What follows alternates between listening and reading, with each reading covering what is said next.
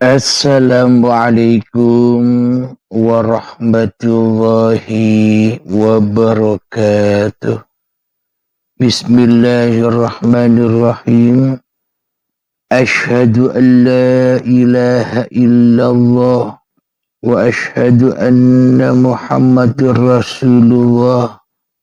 Allahumma salli ala sayyidina Muhammad wa ala ali sayyidina Muhammad.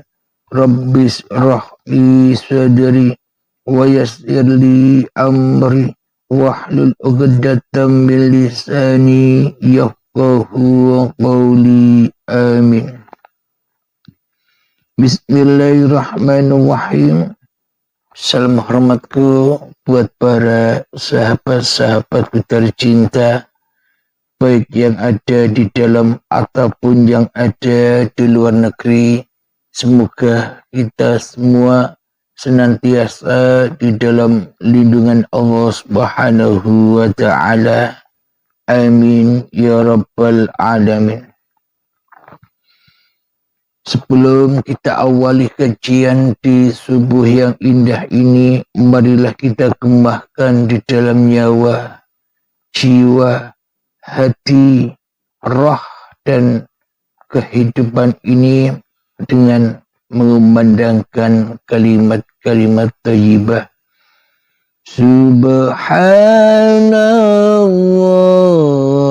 walhamdulillah wa la ilaha illallah wallahu akbar wa la hawla wa la quwwata illa billahil aliyil azim. Alhamdulillahirabbil alamin. Pada subuh yang indah ini, tema kali ini yakni dengan berjudul Iman yang terkubur.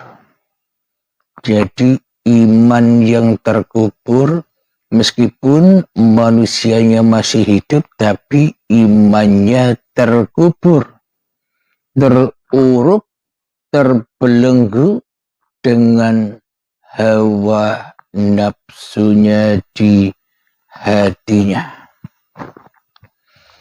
Alhamdulillahirabbil alamin.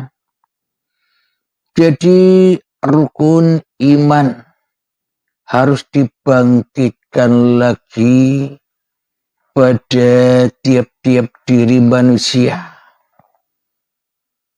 yakni iman yang ada di agama Islam ada 6 rukun, yakni iman yang pertama, iman kepada Allah, iman kepada malaikat Allah, iman kepada kitab Allah, iman kepada Rasul Allah, iman kepada hari kiamat, dan yang keenam, iman kepada qada dan qadarnya Allah. Alhamdulillahirabbil alamin. Coba kita hayati bersama di dalam lubuk sanubari kita.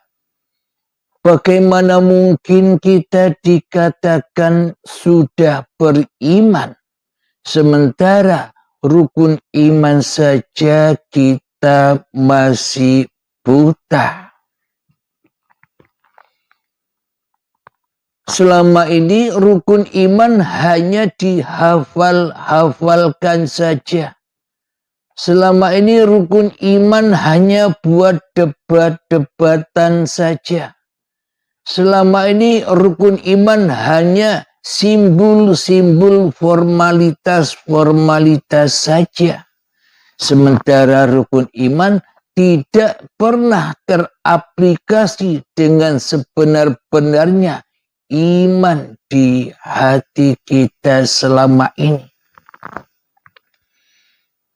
Jadi sebelum muncul Islam, rukun Islam, rukun iman dulu yang wajib diketahui. Yang pertama, rukun iman kepada Allah.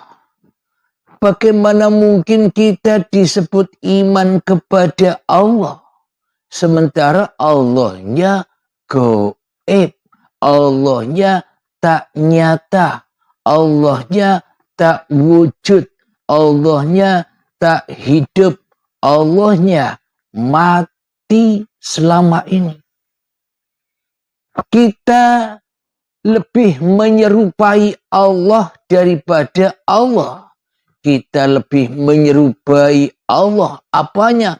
Wujud diri kita, kenyataan diri kita, kehidupan diri kita, kekuasaan diri kita. Selama ini kita lebih bisa beriman dan menyaksikan hawa nafsu kita sendiri daripada menyaksikan pencipta diri kita, yakni Allah.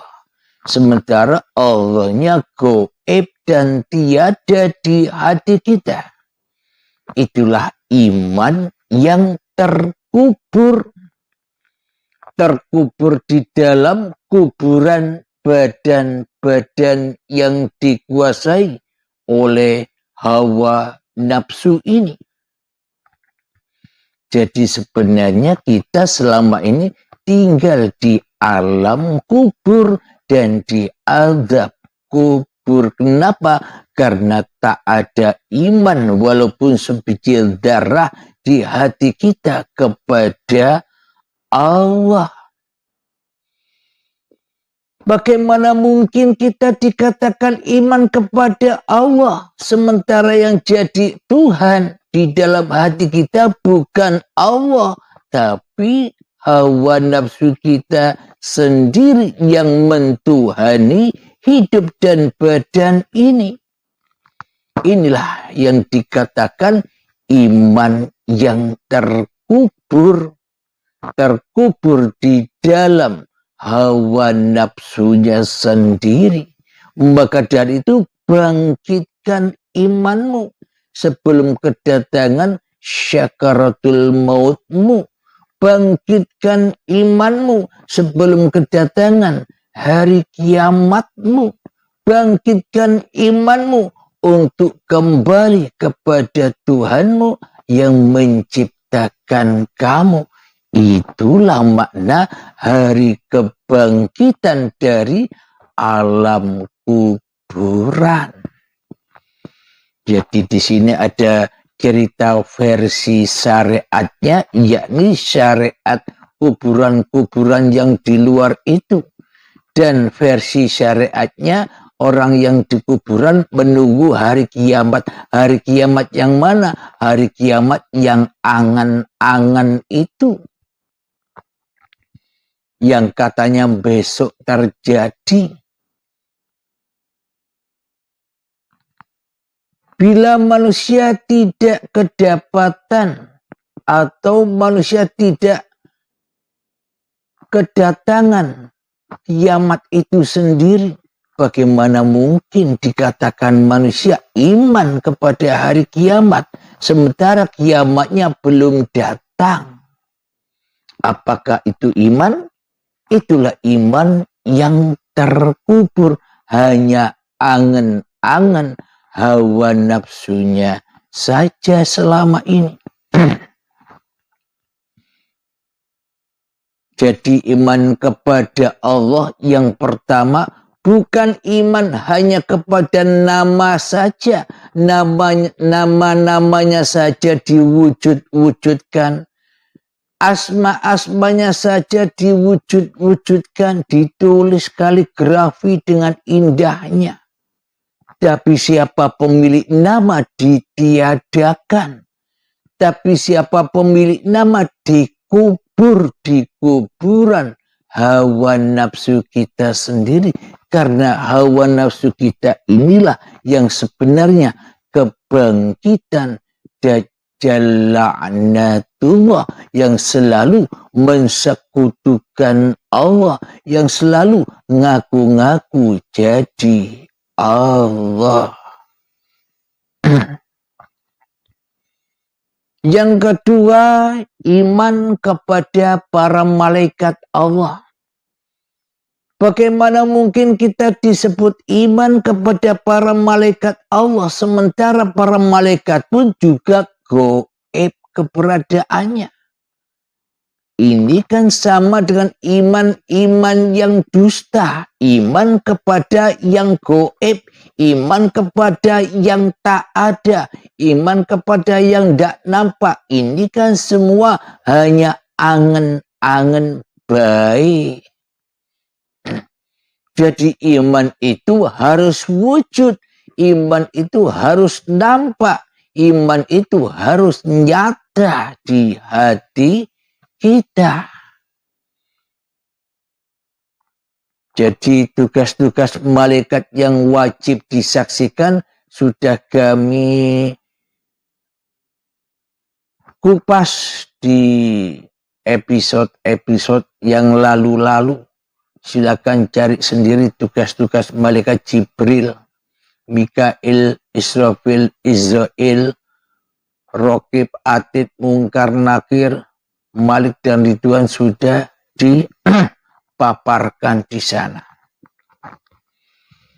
Jadi mana mungkin dikatakan iman kepada malaikat, malaikatnya gaib. Yang ketiga, iman kepada kitab-kitab Allah. Bagaimana mungkin kita dikatakan iman kepada kitab-kitabnya Allah, terutama kita umat Islam. Sementara kita tidak iman dengan isi di dalam Al-Quran itu sendiri, yakni selalu beriman dan bertakwa kepada Allah dan jangan mensekutukan Allah dengan yang selain Allah di dalam setiap hati manusia kita. Bagaimana mungkin kita dikatakan iman kepada kitab-kitab Allah, sementara selama ini kita tidak melaksanakan kitab-kitab itu? Berarti kan tidak iman, itu tandanya. Yang keempat adalah iman kepada Rasul-Rasulnya Allah. Bagaimana mungkin kita dikatakan iman kepada Rasul-Rasulnya Allah? Bagaimana mungkin kita bisa menyaksikan Rasul-Rasulnya Allah, sementara Rasul-Rasulnya Allah sudah wafat semua. Tak ada Rasul lagi zaman kini. Apakah itu dikatakan iman, sementara tak ada yang disaksikan Rasul satupun di dunia ini? Berarti bila kita selama ini tidak menyaksikan Rasul pun di dunia ini yang masih hidup, berarti yang tidak ada iman di hati kita. Wong iman kita tak jelas dan tak nyata keberadaannya. Semuanya hanya angan-angan baik. Yang kelima, iman kepada hari kiamat.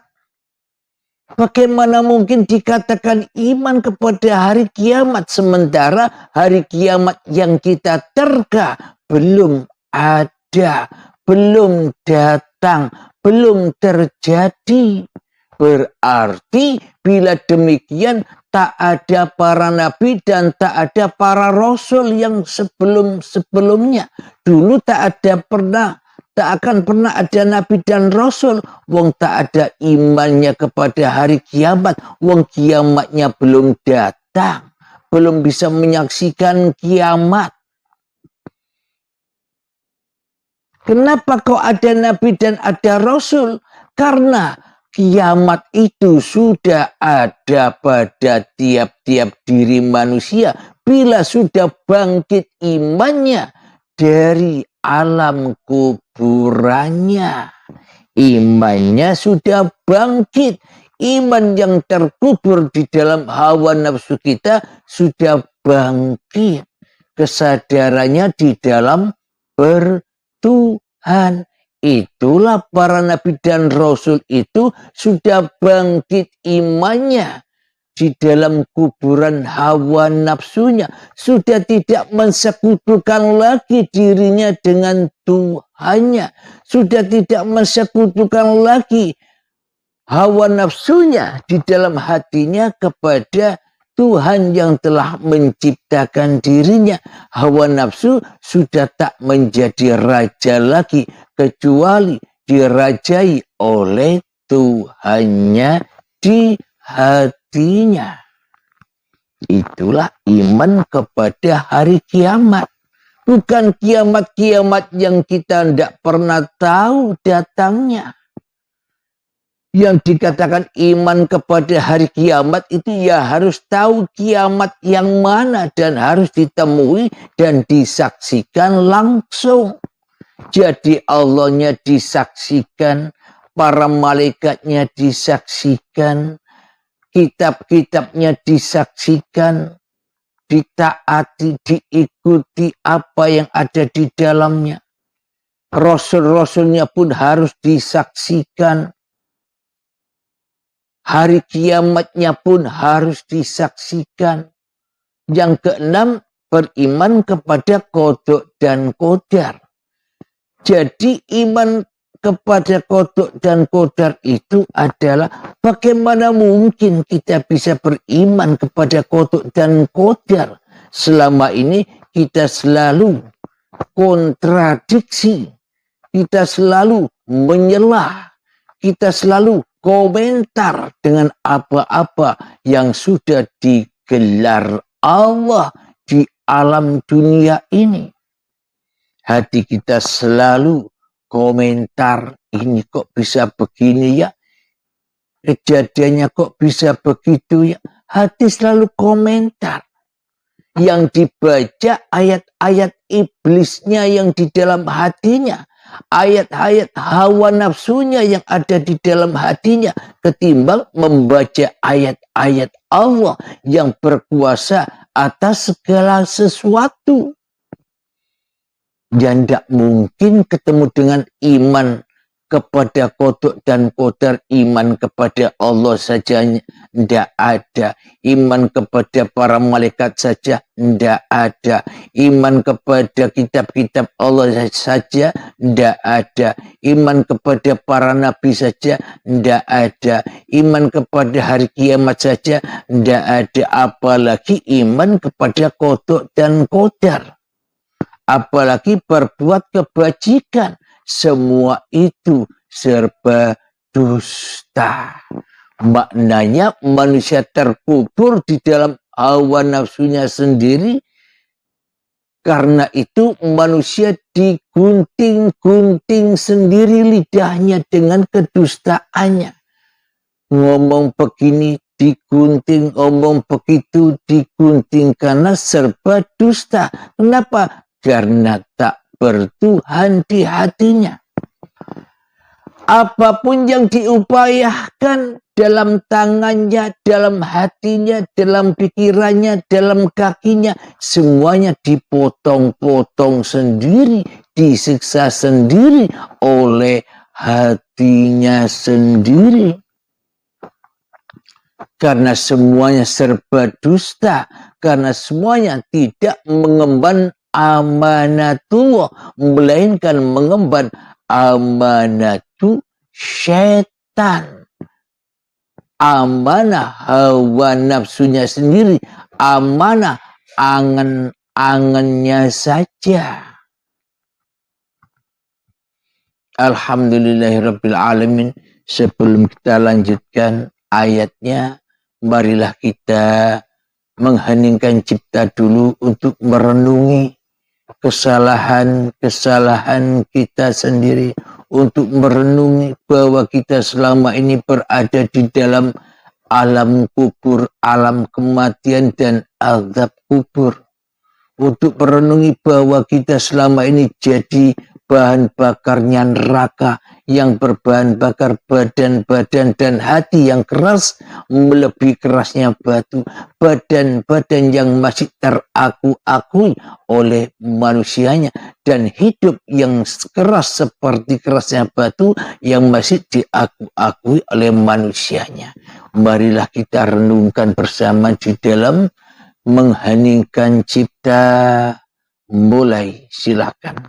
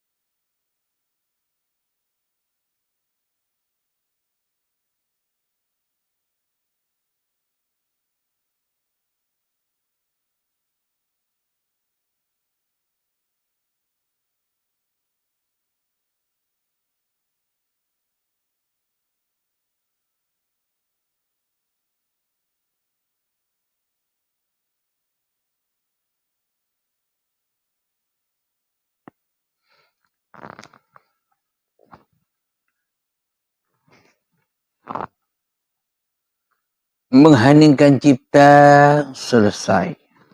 Alhamdulillahirrabbilalamin. Apabila ada hal-hal yang ingin ditanyakan di dalam saat mengheningkan cipta, silakan dikirim ke admin 082245647438. InsyaAllah kami balas.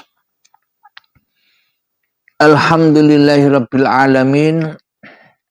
Mari kita buka surat An-Nisa. Silakan. An-Nisa ayat yang ke-123.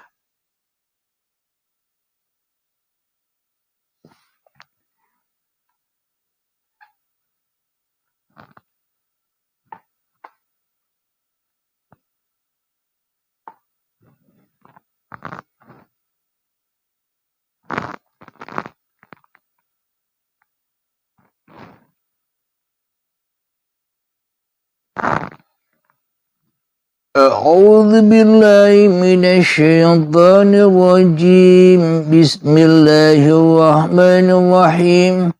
Laisa bi amaniyikum wala amani ahlil kitab. Man ya'mal su'an yujza bihi wa la yajid lahu min dunillahi waliyyan wa la nasira. Yang artinya pahala dari Allah itu bukanlah angan-anganmu dan bukan pula angan-angan ahli kitab. Barang siapa mengerjakan kejahatan, niscaya akan dibalas sesuai dengan kejahatan itu, dan dia tidak akan mendapatkan pelindung dan penolong selain Allah. Sadaqallahul adzim. Jadi pahala yang digaung-gaungkan manusia selama ini, apalagi manusia pada rebutan surga. Surga tidak pernah didatangi, surga tidak pernah diketahui, kok direbut-rebut semuanya, ya hanya angan-angan baik. Kalau surga sudah kita dapatkan, buat apa berebut surga lagi?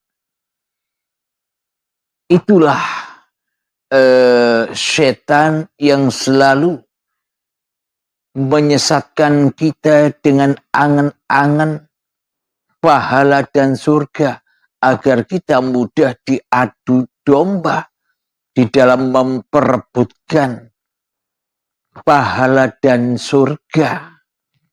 Karena kita tak tahu surga, ya rebutan surga. Bila kita tahu surga, buat apa berebut lagi? Jadi maknanya kita ulang lagi, pahala dari Allah itu bukanlah angan-anganmu. Tak bisa diangan-angan pahala itu. Pahala itu nyata, bukan angan-angan. Apa bukti pahala nyata? Bila sudah tak wujud dirimu lagi di hatimu, yang wujud hanyalah Allah sebagai Tuhan yang telah menciptakan kamu. Itulah pahala itu. Sehingga kita dituhani Allah di dalam hati kita, maka tenanglah jiwa kita. Kenapa? Karena Allah Maha menghidupi kita, karena Allah Maha menjaga kita, karena Allah Maha memelihara kita, karena Allah Maha kasih sayang kepada kita, karena Allah Maha mencukupi apapun keperluan manusia kita di hati kita. Itulah yang dimaksud pahala hati yang tenang. Itulah yang dimaksud surganya Allah ketika manusianya kembali kepada keadamannya, kembali kepada hakikat diri sejatinya. Adam itu kan berawal dari surga. Itulah surga di sisi Tuhanmu. Jadi bukan surga-surga yang digaung-gaungkan, yang dihebohkan oleh iblis dan setan, yang semuanya serba dunia. Kenapa? Karena manusia. Kenapa? Karena hawa nafsu, yang dicintainya hanya dunia daripada Tuhannya. Jadi pahala dan surganya, bahkan bertuhannya, hanya angan-angan baik. Rebutan Tuhan, rebutan pahala, rebutan surga yang tidak pernah dijumpainya. Semua hanya angan-angan saja. Kenapa? Karena imannya belum bangkit, imannya masih terkubur bersama iblis dan setan di alam kuburnya, di dalam hawa nafsunya yang selalu dibakar, dipanasi oleh dirinya sendiri. Rabbana zalamna. Jadi manusianya menzalimi dirinya sendiri. Dan bukan pula angan-angan ahli kitab. Jadi pahala itu bukan dari angan-anganmu dan bukan dari angan-angannya ahli kitab. Tapi pahala dan surga itu sudah ada di hatimu. Ketika wa nahnu aqrabu ilaihi min hablil warid, dan kami lebih dekat kepadamu daripada dirimu sendiri, dan kami lebih dekat kepadamu daripada urat leher atau urat nadimu. Maknanya bagaimana mungkin kita bisa mendekat kepada yang lebih dekat dengan kita, sementara yang lebih dekat yakni Allah masih terhalang oleh urat nadi kita sendiri. Yang dekat masih terhalang oleh hawa nafsu kita sendiri. Allah masih terhalang oleh hawa nafsu yang ngaku-ngaku jadi Tuhan selama ini. Jadi semua ya angen-angen baik, apapun agamanya, apapun golongannya, apapun madhab-madhabnya, kalau tidak dibangkitkan iman dari kuburannya, maka semua angen-angen baik. Barang siapa mengerjakan kejahatan niscaya akan dibalas sesuai dengan kejahatan itu. Apa kejahatan di sisi Allah? Kejahatan yang terjahat di sisi Allah, yakni hati selalu mensekutukan Allah dengan dirimu di hatimu. Diri kita lebih wujud daripada Allah. Diri kita lebih hidup daripada Allah. Diri kita lebih berkuasa daripada Allah. Sementara Allahnya goib rawujud. Sementara Allahnya mati. Sementara Allah yang tidak bisa apa-apa. Itulah kejahatan yang terbesar di alam semesta ini. Manusianya ngaku jadi Tuhan. Itulah kejahatannya. Apa balasannya? Ya siksa kubur dan azab neraka. Hatinya selalu dibakar oleh dirinya sendiri. Disiksa-siksa sendiri. Dipotong-potong sendiri lidahnya. Diculek-culek sendiri matanya. Disok-sok timah sendiri telinganya. Dipotong-potong sendiri tangan-tangannya. Dipotong-potong sendiri kaki-kakinya. Karena ia sudah jahat. Kejahatan yang terbesar, yakni ingkar dan mensekutukan Allah di hati kita. Sadarlah wahai manusia. Terutama saya sendiri, marilah kita selamatkan diri kita sebelum kedatangan syakaratul maut. Ku anfusakum, selamatkanlah dirimu. Wa ahlikum nar, dan keluargamu dari siksa api neraka. Dari dolim-dolimnya hatimu sendiri di hatimu. Bangkitkan, ayo bangkit. Bangkitkan imanmu. Itulah hari kebangkitan itu, bukan nanti, bukan bangkitnya jasad.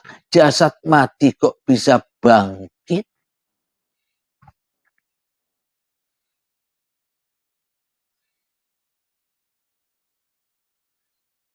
Dan dia tidak akan mendapatkan perlindungan dan penolong selain Allah. Mereka yang mensekutukan Allah di dalam hatinya takkan pernah mendapatkan pertolongan Allah. Bagaimana mungkin kita bisa mendapatkan pertolongan Allah sementara Allah tidak kita pertuhankan di hati kita selama ini?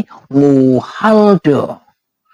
Bila ingin mendapatkan pertolongan Allah, ya pertuhankan Allah di hati kita. Baru dapat pertolongan. Bila ingin mendapatkan kasih sayang Allah, ya pertuhankan Allah di hati kita. Maka akan dapat kasih sayangnya Allah. Bila ingin kekayaan dari Allah, maka pertuhankan Allah di hati kita. Maka kau akan kaya raya. Maknanya hati selalu rela dan ridho dengan ketetapan Allah. Itulah iman kepada qada dan qadar itu. Setelah bangkit imanmu dari kuburanmu, wahai sahabatku tercinta.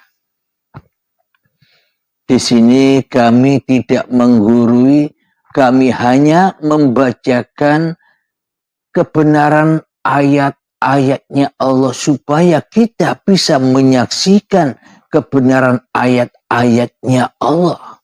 Karena tujuan Allah menciptakan seluruh manusia. Subhanalladzi asra bi'abdihi laylan minal masjidil harami ilal masjidil aqsa alladzi barakna haulahu linuriyahu min ayatina. Jadi tujuan Allah menciptakan manusia hanyalah supaya manusia bisa menyaksikan Allah. Bukan menyaksikan diri manusianya. Itulah kejahatan yang terjahat di muka bumi ini. Maka dari itu agama di sisi Allah itu adalah bisa menyaksikan Allah awwaluddin ma'rifatullah. Jadi agama itu hakikatnya ya menyaksikan di dalam hati kita bahwa Allah itu adalah Tuhan bagi dirimu dan bagi semesta alam. Bukan diri kita yang jadi Tuhan. Selama ini kan kita hanya menyaksikan ayat-ayat diri kita sendiri. Selama ini kan kita hanya melihat cerita-cerita diri kita sendiri. Kita buta akan cerita Tuhan. Itulah iman-iman yang terkubur. Di sini tidak ada label-label agama, golongan, aliran, semuanya sama. Karena manusia semuanya hanyalah ciptaan Tuhan.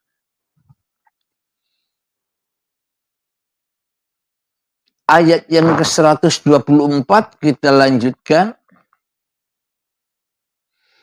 وَمَنْ يَعْمَلْ مِنَ الصَّالِحَاتِ مِنْ ذَكَرٍ أَوْ أُنْثَى وَهُوَ مُؤْمِنٌ فَأُولَئِكَ يَدْخُلُونَ الْجَنَّةَ وَلَا يُظْلَمُونَ نَقِيرًا.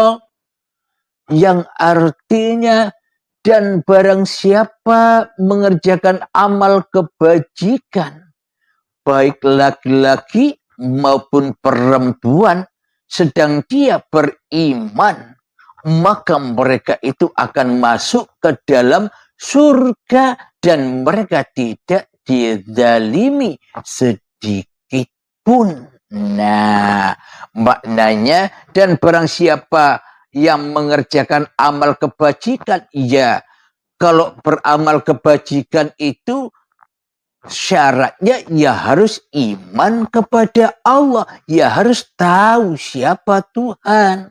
Bila yang jadi Tuhan masih hawa nafsunya, bagaimana mungkin orang jahat bisa berbuat kebajikan? Jadi berbuat kebajikan itu hamba yang sudah menyadari kejahatannya selama ini. Jadi amal kebajikan itu bisa teraih ketika manusia sudah sadar bahwa dirinya selama ini hanya mensekutukan Allah di dalam hatinya. Jadi kebajikan itu berlaku bagi siapa? Bagi orang yang sudah bangkit dari kuburannya. Baik laki-laki maupun perempuan, siapapun dia, apapun agamanya, apapun golongannya, apapun madhab-madhabnya, karena Al-Quran ini untuk seluruh manusia, bukan untuk golongan-golongan manusia.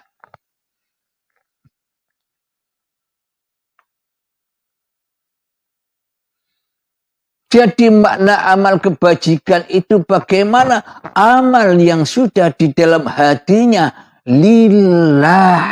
Kenapa? Karena yang ada hanya Allah. Maka hanya Allah lah yang berkuasa atas makhluk-makhluknya. Itulah yang dimaksud amal kebajikan. Amal atau af'al yang diaf'ali oleh uripe Allah dewe, apapun amalnya. Kenapa? Karena manusia ketika sudah beriman kepada Allah, manusia sudah tak bisa apa-apa lagi. Bagaimana mungkin manusia bisa beramal bila manusianya sudah iman kepada Allah, mati manusianya, mati kewujudan manusianya, mati kehidupan manusianya, mati kekuasaan manusianya. Bagaimana mungkin bisa beramal? Akhirnya sesuai dengan imannya para nabi dan para rasul, akhirnya imannya sesuai dengan Kanjeng Nabi Muhammad. Muhammad bukan kau yang lempar, akulah yang melempar. Muhammad bukan kau yang memanah, akulah yang memanah. Itulah teraplikasinya iman manusia yang sudah datang hari kebangkitan dari alam kuburnya. Sudah bangkit imannya dari kuburannya.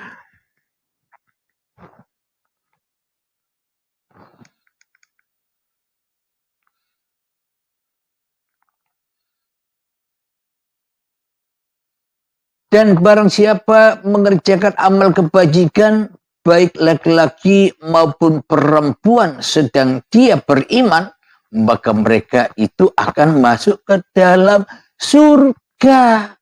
Jadi tidak usah rebutan surga lagi.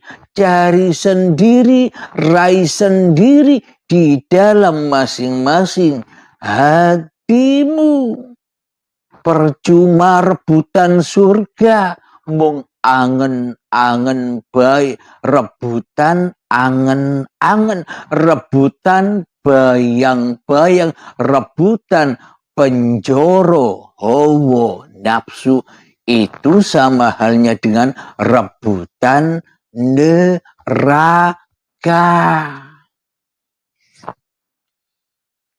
Cari benarnya sendiri.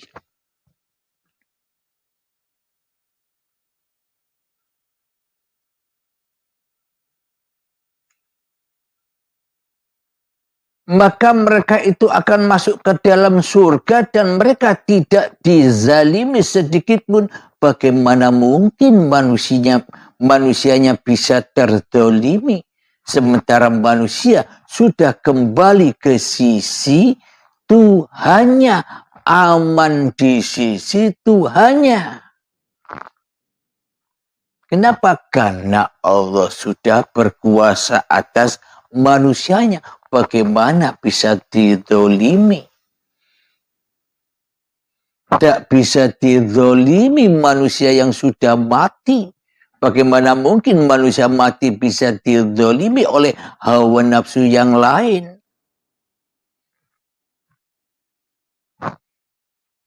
Alhamdulillah, kita lanjutkan ayat yang ke-125 di dalam An-Nisa. وَمَنْ أَحْسَنُ دِينًا مِّمَّنْ أَسْلَمَ وَجْهَهُ لِلَّهِ وَهُوَ مُحْسِنٌ وَاتَّبَعَ مِلَّةَ إِبْرَاهِيمَ حَنِيفًا وَاتَّخَذَ اللَّهُ إِبْرَاهِيمَ خَلِيلًا. Yang artinya, dan siapakah yang lebih baik agamanya daripada orang yang dengan ikhlas berserah diri kepada Allah.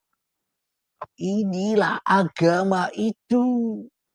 Bukan agama nama ini itu, bukan. Agama di sisi Sang Pencipta, agama Tuhanmu, semua manusia adalah berserah hatimu kepada Tuhanmu di hatimu. setelah nyata kewujudan Tuhanmu di hatimu dengan ditandai matinya, raibnya hidup dan badanmu sendiri, setelah raibnya bayang-bayang manusiamu sendiri di hatimu. Itulah agama, itulah iman. Ketika ikhlas berserah diri kepada Allah, yang ada hanya Allah, yang wujud hanya Allah, yang hidup hanya Allah. Itulah berserah dan itulah agama Allah. Itulah inna dina indallahil Islam. Sesungguhnya agama di sisi Allah adalah berserah diri. Bukan nama Islam. Itu kan nama, bukan arti Islam itu sendiri. Selama ini manusia banyak bertuhan dan beragama hanya nama-nama baik. Marilah kita sadari semua, termasuk saya sendiri. Selama ini saya pun tidak sadar. Kalau tidak disadarkan Allah, maka dari itu seluruh manusia berhak disadarkan oleh Allah, baik sekarang atau nanti. Baik baiat sekarang atau baiat nanti di dalam baiatul akbar saat syakaratul maut menjemput.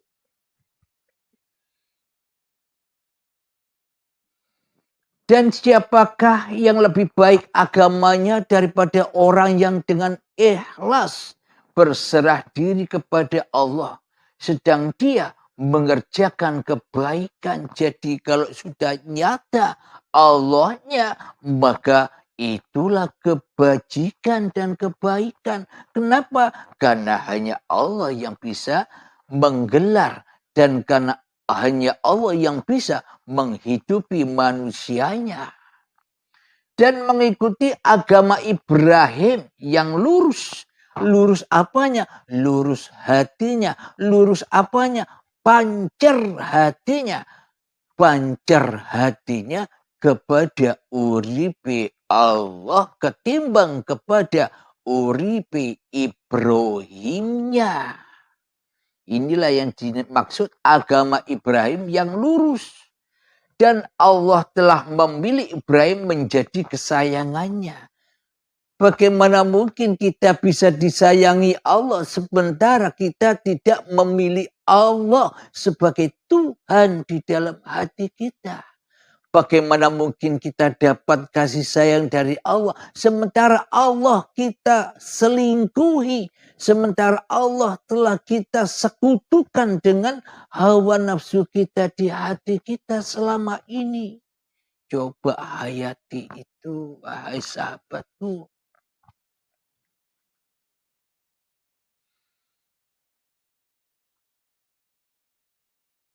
Ayat yang terakhir yang 126 di dalam An-Nisa.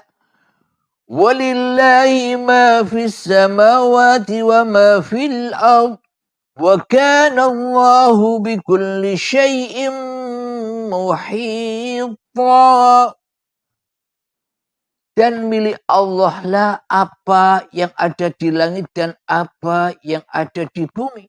Dan pengetahuan Allah meliputi segala sesuatu. Pengetahuan Allah meliputi segala sesuatu, termasuk meliputi seluruh manusia. Sadaqallahul azim. Itulah kebenaran Al-Quran. Itulah kebenaran ayat-ayatnya Allah. Bila kita membaca ayatnya Allah dengan Allah, maka benarlah. Tapi bila kita membaca Al-Quran, membaca ayat Allah dengan hawa nafsu, maka tersesatlah. Maka kejahatan-kejahatanlah yang akan berlaku kepada manusia itu. Kenapa? Karena sesungguhnya manusia sudah ingkar kepada Tuhannya. Maka bangkitkan bangkitkan imanmu melalui hari kiamatmu, melalui kehancuran dirimu di hatimu, maka bangkitlah hari kemenangan itu, bangkitlah manusianya ketika manusianya rela, ridho, pasrah bahwa dirinya Adam, bahwa dirinya goib, bahwa dirinya tak wujud, maka nyatalah Allah dengan kewujudan zatnya sendiri di masing-masing hambanya, maka akan terrealisasi iman kepada kodok dan kodar, bahwa manusia selalu tenang menghadapi kehidupan ini, maka manusia selalu kaya menghadapi hiruk pikuknya dunia ini. Alhamdulillahirabbil alamin. Semoga saya khususnya dan semoga kita semua jamaah uripi Allah senantiasa diberi kepahaman, senantiasa diberi hidayah oleh Allah Subhanahu wa taala. Amin ya rabbal alamin. Sebelum kita akhiri kajian di subuh yang indah ini, marilah kita kemahkan sholawat dhalimin daf'ul bala. Allahumma salli ala sayyidina Muhammad wa asghili zalimin bil zalimin. Allahumma salli ala sayyidina Muhammad wa asghili zalimin bi zalimin wa ahrijna min bainihim salimin wa ala alihi wa sahbihi ajma'in.